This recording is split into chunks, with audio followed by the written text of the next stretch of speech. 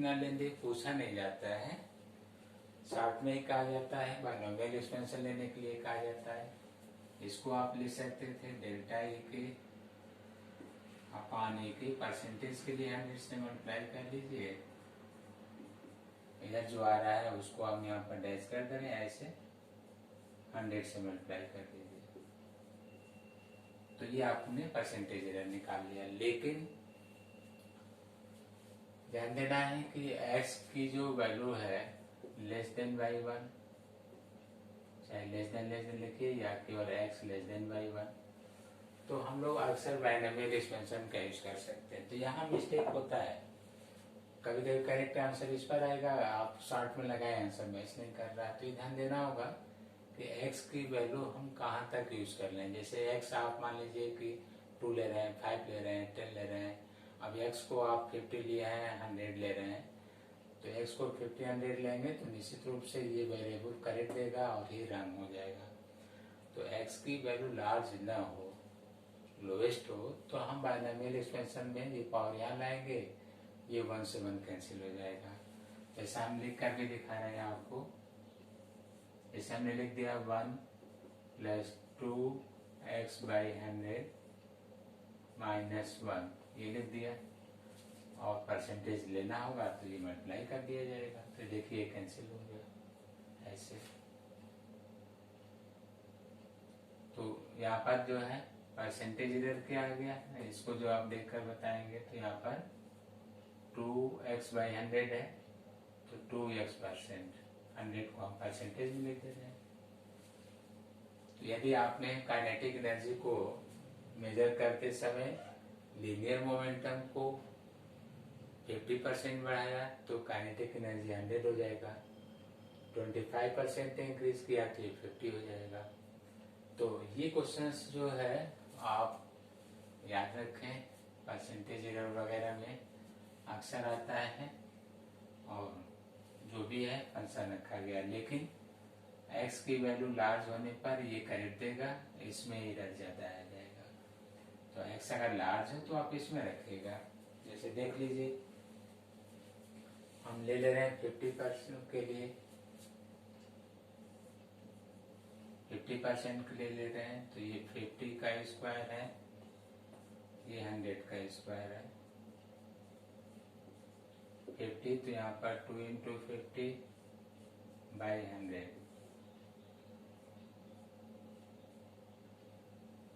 तो आपने देखा ये पूरा कैंसिल हुआ।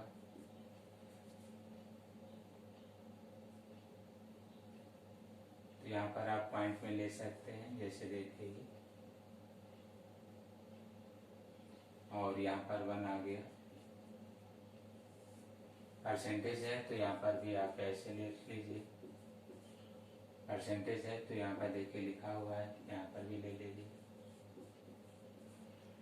तो 1.25 में अगर आप 100 से मल्टीप्लाई करते हैं तो 125%, तो ये देखिए करेक्ट हुआ। अगर आपने इसका यूज किया होता है, जैसा कि 50% हमने लिया था, तो यहाँ यूज किया होता है तो 2 इंटू 50, तो आंसर आता है 100 आता है। यहाँ आ गया 125, तो इधर में इधर हो गया। तो सेंस क्या मिला कि जब इधर लार्ज हो तो आप इसको ब्रेक करके सॉल्व करेंगे, करेक्ट आंसर आ जाएगा। और वैसे परसेंटेज एरर जब आपको पढ़ाया जाता है तो कहा जाता है कि पावर को मल्टीप्लाई कर लीजिए, सॉल्व कर लीजिए। तो आपको ये भी ध्यान देना चाहिए कि कब वो अप्लाई नहीं भी होगा, क्योंकि आपने देखा आंसर में चेंजेज आ गया। क्या बताने जा रहे थे, जैसे काइनेटिक एनर्जी लिखा गया था P²/2m, तो अगर हम इसका मेजरमेंट कर रहे हैं, मास का रूल मान लीजिए कांस्टेंट है, तो लिख दिया गया E अपॉन E इंटू 100। अभी हमने बताया पावर को हम लोग पहले लाते हैं, इसको कांस्टेंट लेके हटा दीजिए, तो 2 delta P upon P into 100। तो आपने देखा कि अगर आपने ये कहा कि मोमेंटम के चेंज होने से जो परसेंटेज इधर आता है 50% है, तो काइनेटिक एनर्जी का कितना होगा, तो 2 का मल्टीप्लाई किए तो कितना आ गया, 100% आ गया। वहां से सॉल्व कर रहे हैं तो 125% आ गया। तो ध्यान देना होगा। काइनेटिक एनर्जी पर क्वेश्चंस, अक्सर क्वेश्चंस आपको जो है ग्रेविटेशन एक्सीलरेशन पर भी मिलेगा, गुरुत्वीय त्वरण पर मिलेगा, जिसमें पृथ्वी तल पर या ध्रुवीय अक्ष के सापेक्ष पृथ्वी तल पर गुरुत्वीय त्वरण का मान, gravitation acceleration at the earth surface, तो आप लिखते हैं कैपिटल G ma अपान RE², ये आप लिखते हैं। या इसका कोई मेजरमेंट है तो आप लिखते हैं 9.8 metre per second square near the pole axis.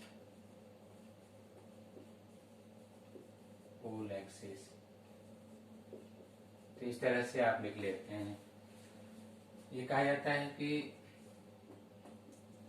Radius को देखिए जो चेंजेस लिया जाता है, यहाँ पर पहले उसी को समझा दें। जैसे G प्रोपोर्शनल टू 1/RE², अगर हम इसको कांस्टेंट लें, if GMA mass of earth और यूनिवर्सल ग्रेविटेशन कांस्टेंट को कांस्टेंट मान दें, तो यहाँ पर 2 एक्सपेरिमेंट आप अलग अलग दे सकते हैं। जैसे G2/G1, यहाँ रेसिप्रोकल है तो यहाँ पर R1²/R2²। यहाँ पर मान लीजिए कि RE को हमने R लिखा है ये। तो ऐसे क्वेश्चन में आपको क्या ध्यान देना है, तो ये आप सोच सकते हैं। देखिए कि जो इनिशियल वैल्यू है आप नीचे रखिएगा हमेशा, जो इनिशियल वैल्यू होगा और जो फाइनल है उसको ऊपर रखिए, तब आप डेल्टा लीजिएगा। लेकिन रेसिप्रोकल है तो यहाँ उल्टा आया हुआ है, जो आप 2 यहाँ तो 2 यहाँ आ जाएगा, 1 यहाँ लिखें तो 1 यहाँ पर आ जाएगा। अब चेंजेस का प्रोसेस आपको समझाए थे, यहाँ भी लिख दे रहे हैं कि इफ G2 की वैल्यू मान लीजिए G1 से ज्यादा है तो आप ऐसे कर दीजिएगा G2/G1 -1, और यहाँ पर देख लीजिएगा R1²/R2² -1। अब ये डेल्टा बन जाएगा, जैसा कि अभी हम बताते थे G2 - G1। इधर लिख दे रहे हैं G2 - G1, देखिए ऐसे मल्टीप्लाई अपान G1, परसेंटेज के लिए 100 से मल्टीप्लाई कर लीजिए, इक्वल। अब इधर देख लीजिए तो R1² -R2² अपान R2² इंटू 100,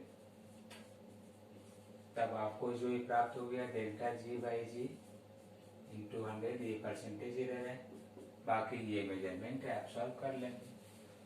तो क्या सेंस दिया, कई सारे क्वेश्चन पूछे गए हैं कि if radius of earth reduce to 1/4 of initial radius, then percentage error in the measurement of gravitation. तो गुरुत्वीय त्वरण के मापन में कितने प्रतिशत की त्रुटि आएगी।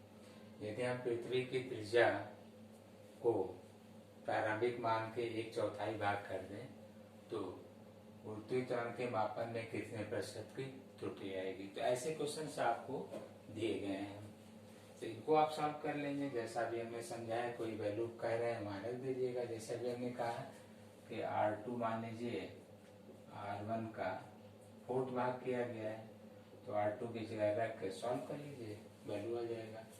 4th किया गया होगा तो ये 1/16 हो जाएगा। अब ऐसे रखते जाइए, सॉल्व होता जाएगा।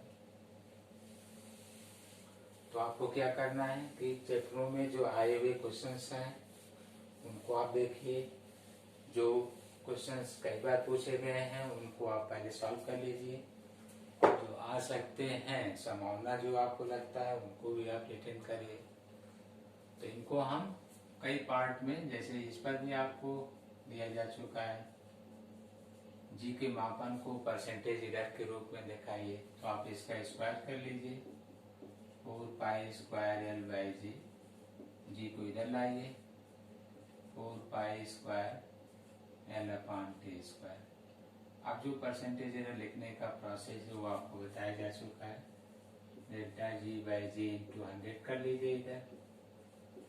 अब अब इसको लिख लीजिए, लेंथ का del L upon L into 100 plus, देखिए इसमें error is always additive in nature, त्रुटियों का सदैव योग होता है। तो यहाँ डिवाइड है, फिर भी हम ऐड करेंगे जब तक कि यहाँ पर ये डिवीजन में मिनिमम न कहा जाए। मल्टीप्लिकेशन में भी ऐड करेंगे, एडिशन में भी करेंगे ऐड, सब्ट्रैक्शन में भी ऐड कर लेंगे। तो इसको हम ऐड ही कर रहे हैं। ऊपर लाइए, पावर जो दिया मल्टीप्लाई कर लीजिए और ये ऐड करते हुए लिख लीजिए। तो यहाँ से आप सॉल्व कर लेंगे, या इस तरह का 100 कॉमन रहेगा आप लिख सकते हैं। तो जैसे कि हम प्लस माइनस में भी दे सकते हैं, डेल्टा जी अपॉन जी 100, यहाँ पर भी प्लस माइनस ले सकते हैं, delta L by L 2 delta T by T into 100, ऐसे कर सकते हैं। तो लिखने के बहुत सारे तरीके हैं, उनको आप देखिए, सॉल्व करिए, मेजर करिए और याद रखिए। डायमेंशन वगैरह है काफी दिए गए हैं, लेकिन बहुत सारे डायमेंशन ऐसे हैं जो जरूरी है, आपको आना चाहिए, कहीं ना कहीं यूज होता रहता है या उसका मेजरमेंट में रूल भी रहता है। अब कुछ क्वेश्चन जैसे भी आपको हम बता दे रहे हैं, जैसे पूछा गया है divide is the unit of, unit में कुछ रखने वाली भी चीजें हैं कि डिवाइड जो है किस भौतिक राशि का मात्रक है। तो आप इलेक्ट्रिक डायपोल मोमेंट पढ़े होंगे, उसकी एक यूनिट हम डिवाइड में भी बताते हैं। आप जब चैप्टर डिस्कशन होगा तो वहाँ डिस्कशन बताया जाएगा MKS में क्या क्या हम लोग लिखते हैं। तो ऐसे ही चैप्टरों को आप देखिए, हम कुछ पर्टिकुलर चैप्टर आपको नहीं बता रहे हैं, लेकिन परसेंटेज एरर मेजरमेंट और जो मोशन इन वन डायमेंशन से हमने कहा प्रॉब्लम वगैरह डिस्कशन के लिए, तो उनमें आने वाली राशि वो कहीं का भी हो सकता है, किसी भी चैप्टर का हो सकता है। कैसे मेजर करेंगे उसको यहाँ पर ही बताया जा रहा है।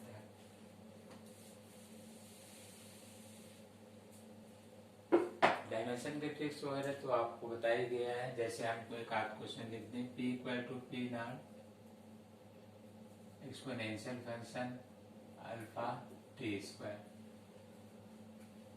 P नॉट इनिशियल प्रेशर है, प्रारंभिक दाब है, P जो है दाब है। अब ये पावर में लिखा गया है, ये डायमेंशन लेस होता है। अल्फा कोई कांस्टेंट है, तो आपसे कहा जा रहा है कि डायमेंशन ऑफ अल्फा। P को हमने बताया क्या है ये, तो ये प्रेशर है फाइनल। P नॉट जो है इनिशियल प्रेशर है, इनिशियल प्रेशर। तो इस तरह से आपने, और अल्फा कांस्टेंट है, T टाइम है। तो अल्फा का डायमेंशन, तो चूंकि इसका पावर डायमेंशन लेस है, तो alpha T square equal to 1, तो alpha equal to 1 by T square. T का डायमेंशन आप जानते ही हैं, उसको रिटर्न कर दीजिए ऐसे।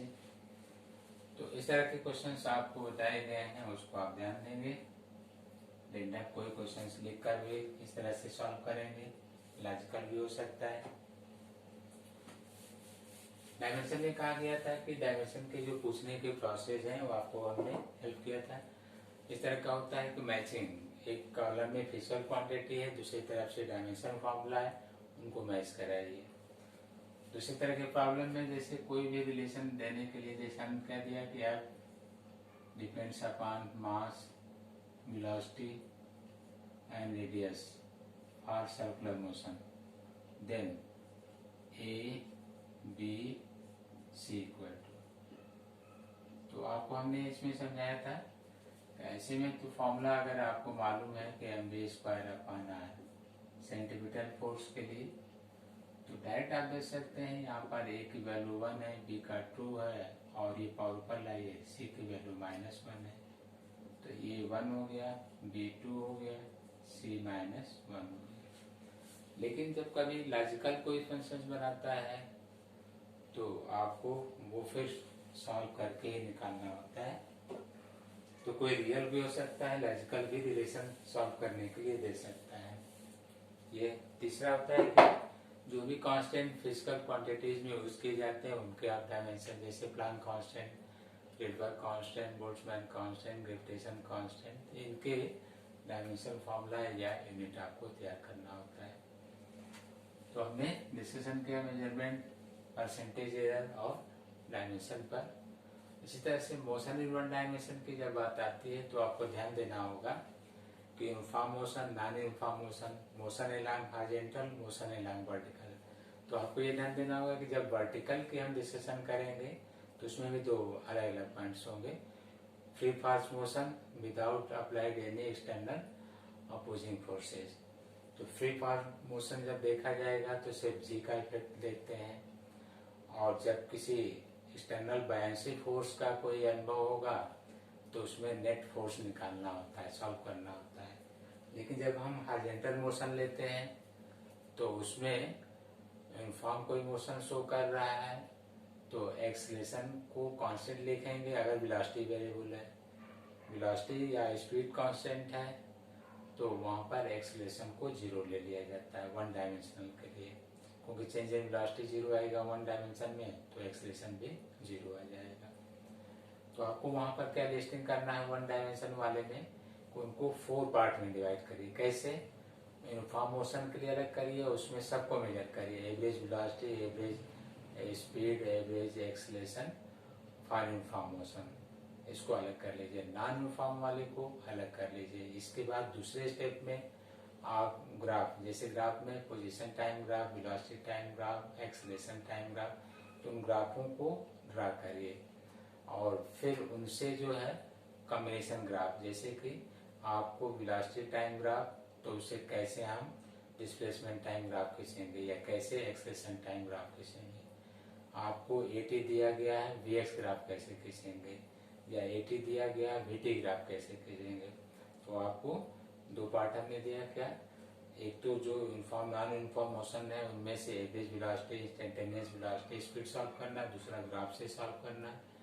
तीसरा ये कहा जा रहा है ग्राफ के अलावा भी कि जब आप पढ़ते हैं मोशन इन वन डायमेंशन तो उसमें लीनियर इक्वेशन ऑफ मोशन आता है, एक हॉरिजॉन्टल के लिए, एक वर्टिकल के लिए।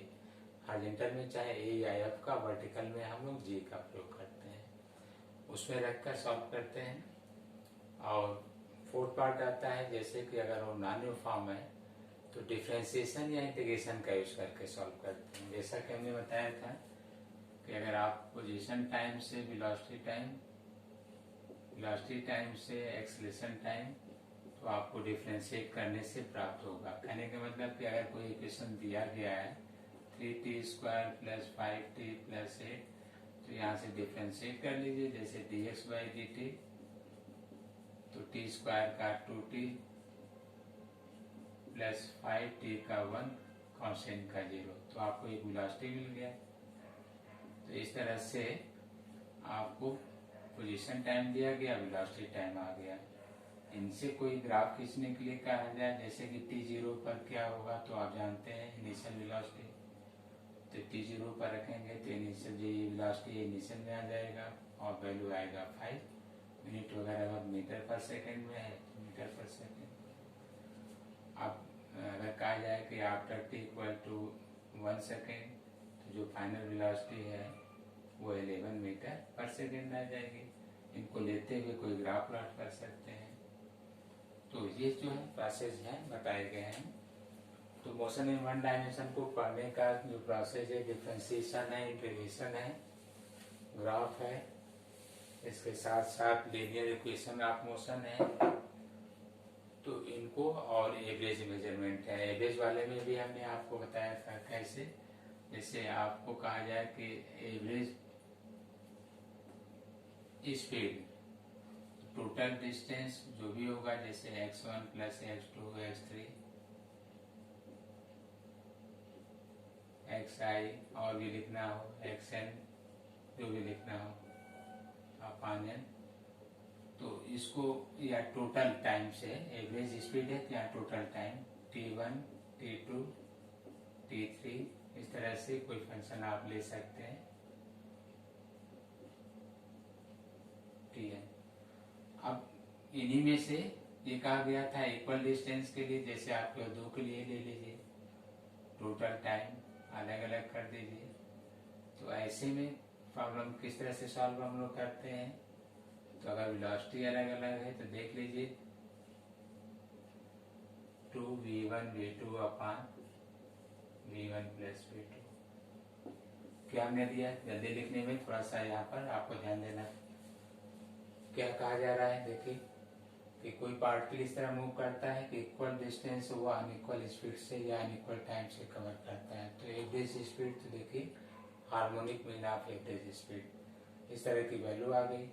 लेकिन अगर वो अनइक्वल डिस्टेंस कवर करता है इक्वल टाइम इंटरवल में तो आप कह सकते थे, यहाँ पर इसको भी हटा सकते हैं, v1t v2t 2t t common ले लीजिए तो v1 प्लस v2/2। तो इसको आप अर्थमेटिक मीन कहते हैं, इसको हार्मोनिक मीन कहते हैं। तो ऐसे अभ्यास आप करेंगे और उन पर प्रॉब्लम सॉल्व करेंगे। तो आज का डिस्कशन इतना ही। आज हमने प्रयास किया कि इन चैप्टरों को प्रारंभिक जो दिए गए हैं कैसे आप उनको रीड करेंगे, किस तरह की प्रॉब्लम करना चाहिए, उसके प्रोसेस क्या है। आप नेक्स्ट वीडियो में आपको आगे के टॉपिक बताए जाएंगे।